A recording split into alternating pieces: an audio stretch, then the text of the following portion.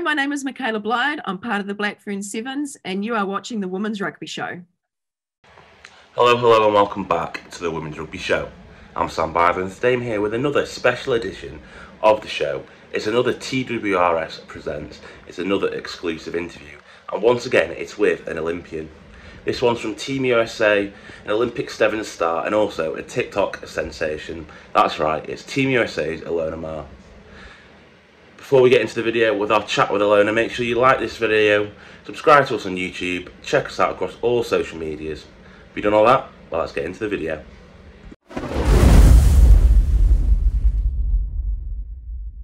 So, first of all, thank you so much for joining us. How have you been since getting back to America from Tokyo? It's been about a month, I think, since the Tokyo 2020 started.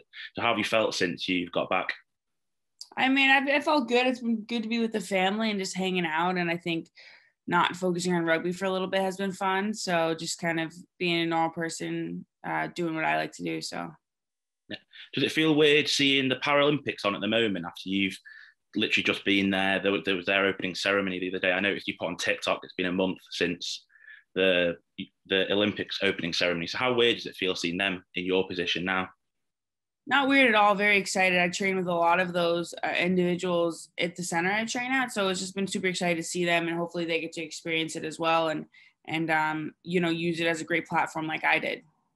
Going back to kind of the start of your rugby career, where did that begin? I've read that you started in getting much more serious in college, but where did your rugby career kind of begin? My rugby career started like my senior year of high school. I just got sick of I played like softball, basketball, and feel lucky, and I didn't want to play softball, so I tried out rugby for a local club at another high school, and it just kind of immediately clicked. And then I was like, I think this is something I want to pursue, so I made the decision to play it in college. And how was that college experience? Obviously, the big college sports over in America are American football, basketball, baseball, but what was the rugby experience like in college? I mean, they did such a great job. So I went to Quinnipiac University, and they really made it. It was a D1 program, like fully funded by the school. So it was pretty much like any D1 strict program. So, I mean, it was great. And I think it really helped to shape me into who I am, the athlete I am. It made the transition to the USA team absolutely seamless. So, yeah. And your World Rugby Sevens debut came in Paris. How was that pulling on the Team USA jersey for the first time? Well, I don't know if I was fully prepared for that, to be honest. I mean, it was like I'd only been practicing with them for maybe 3 weeks at that time, I think. And so I was like, I don't think I'm supposed to be here, but I'm excited to be here. But it was still so amazing. And it wasn't until I think I got selected for the World Cup in 2018 in sevens in San Francisco. And so then I didn't really feel like I was part of it. But once I played in Glendale that fall, I was like, okay, this is it. This is where I fit. And I love it. So. Yeah, what was it like playing in a home crowd in the World Cup in San Francisco? I don't really remember it that much because I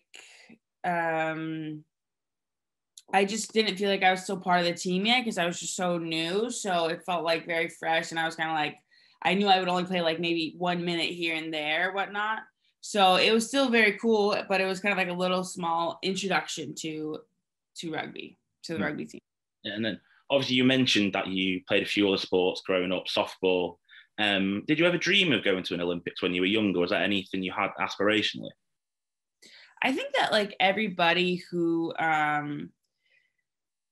has ever played a sport in their life dreams of going to the Olympics at some time. Like even if it's just t-ball, you're just kind of like, well, maybe because we hold the Olympics in such high regard. So I've always dreamed about it because I've always been an athlete, and it just worked out that it wasn't any of the sports that I grew up playing, but it did work out. What was kind of your earliest memory of watching the Olympics when you were younger back in the USA? I can still remember like the feeling being in the living room and watching I think it was one Olympics in China. It was the Summer Olympics, and I just can feel the sun on my face, and like I was watching it. I just remember this was the coolest thing ever. And just to know that I got to walk in that, and maybe some other kid was watching our Olympic opening ceremony, it was like, oh, that's the coolest thing. So, yeah. And then obviously Tokyo should have been Tokyo 2020, ended up being Tokyo 2021. How disappointed were you that it got pushed back, or did you have that disappointment feeling?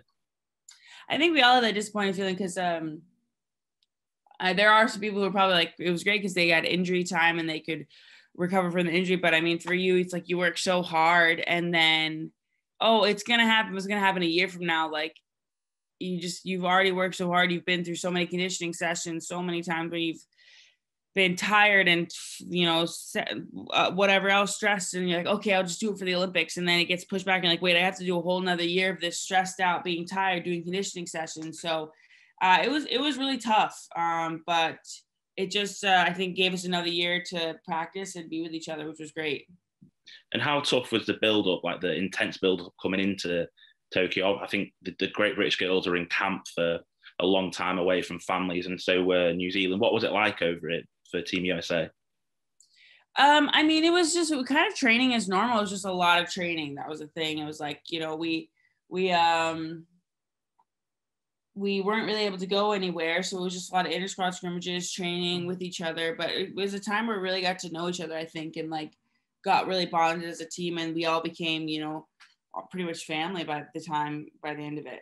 And how tough was it going over to Tokyo without having family there to support you? I think I just wanted to do it. I was like, you know, we can be no fans. I don't care. I just want to do it. I want to go play in the Olympics. So I didn't really notice it as much. I think it would have been stellar if our family was there, but I'm just so happy they put it on even without family. And then how the Olympics experience, obviously you were saying you dreamed about it since you were younger, just going to an Olympics. How was it when you got to the village even before the game started? I think it's just the anticipation for it is so great and the build up just gets you so excited. So I just think everyone's like, oh, it's the Olympics. So everybody knows it and everyone knows it's an amazing time. So the build up was just kind of like so much excitement, so much like worry, like, is it going to happen? And then once we got to our host town, it was like, okay, it's finally happening. And then once we got to the village, it was like, okay, we're here, we're doing it, you know? And what was life like in the village? Obviously, it was a little bit different to 2016, where athletes could have been talking, mixing, making friends. How difficult was that when you've got all these athletes there and you can't really go and speak to them properly? I mean, it wasn't too different. We all masked all the time, but it was just different in that we didn't get to stay for longer. So 2 hours after your last event, you had to be out. So that was what was kind of really sad because I do love to meet people. I love to make connections, and there's so many amazing people in the Olympic Village. But I mean, at the last day, I think we did get to meet some people, and you get to like pass by some people in the elevator, and then maybe you do like pin exchanges was also key. And touching on the actual rugby, moving on to the rugby, it was kind of a tough tournament for a lot of teams, including yourselves. There's so many strong teams. How did you feel it went as a whole, the actual tournament? I mean, we did really great in pool play, and I think Great Britain just brought it, and it's rugby sevens is so special in that it's really anybody's game, and the ball, whatever way the ball bounces, however this happens, like it doesn't matter. It could be anybody could win. So, and I think that's what makes the sport so special is that there isn't really like one. But it was so great to see that every team was a contender. Every team could have done some great things. So. We definitely didn't finish like we wanted to, but I think we did a lot of great stuff. And there was something you posted on TikTok quite soon after the tournament saying how you kind of felt that sense of disappointment. Is that a feeling that a lot of the team shared, or? Yeah, I think, I mean, if you look at any post from Great Britain girls, from my team, from anybody, like even if you don't get a medal, it's kind of like so disappointing and thought of as like, oh, you didn't do your thing. But it's kind of then you now have to come to terms with like, no, you've actually done so much. You're still an Olympian. You've still like, you know, changed the game of rugby. So. And how long did that feeling take to come that, oh, I've achieved so much by getting to this stage? How long did that take to kind of feeling to come? I mean, I think that feeling is still like making its way slowly to me. I wouldn't say it's like fully there, but slowly but surely it's coming. Yeah, and you've got all the Team USA stash still on. Do you think that's an important part to feeling so much involved in Team USA? Obviously, it's the biggest country sending athletes. So that's a massive part of it for you. Being part of Team USA? I would say it's just, I mean, it's where I'm born, where I'm so happy to represent it. I think Team USA really takes care of their athletes and really prides ourselves on being on sports. And, you know, we see it through our D1 programs and how much money we put into it. So just so happy to represent this amazing place I call home. You touched on kind of the money and funding. Obviously, Team GB, where we're from over in the UK, had the struggle in the build-up with not having the funding. The funding got cut and they kind of had to raise the money for it. How difficult was that to see athletes you've competed with on the World Series struggle to know what's actually going to happen? I mean, I chatted with a couple of them when it did happen and it was just like, I feel for you, because we were going through kind of the same thing too, just like figuring out what our next step is, and to like not know is just so stressful and just not fun. So chatted with them, but I'm just so amazed by their perseverance and like how much they just love the sport and want to continue playing, and they did so much at the Olympics, and to come back after not having a program is awesome. And it's hard not to talk to you without talking about TikTok and how quickly you went viral over in Tokyo. How, obviously you were on TikTok before the Olympics, how did it kind of come about you joining TikTok? So I started TikTok. We had like a tournament in Madrid in February, and I had TikTok downloaded, but I didn't really post on it. And then in a tournament in Madrid in February, I started to post and was realizing, oh, people kind of like this. And I kind of became known as a rugby TikTok girl. So when I went into the Olympics, I had about 86,000 followers, and I'd been posting on TikTok already. So then in the Olympics, I just kind of like knew I wanted to post a lot, because the Olympics are a key time to get yourself out there. So I made the video with the cardboard beds and then just kind of spitball from there. And I think people really just liked the authenticity and the humor, and just seeing that Olympians are real people, and we're focused on sport, but we also have fun. We also get stressed. We also laugh. So did you get spotted in the Olympic Village for your TikToks? Obviously there was Australian diver, I think Sam was also massive on there. So did you get spotted at all when you were walking about? I did a couple times, but I think, you're in a village with so many other amazing people, exposed people. So it's kind of like, it's like, who's more famous, whatever. We're all around really so equal. So I had a couple people, but other than that, it was just, you're around great people. So you just kind of like act cool, I guess. And what was the favorite TikTok you made while you were out there? I mean, it just had to be anyone's with my team involved, like cardboard beds, having them and really laughing, and it was just so fun. And it's a very stressful time, but I think those maybe hopefully brought us a couple laughs and a couple like lightheartedness. Were those cardboard beds actually as uncomfy as some of the people were saying, or were they? They were solid, but I learned to sleep on them, but they were a solid bed for sure.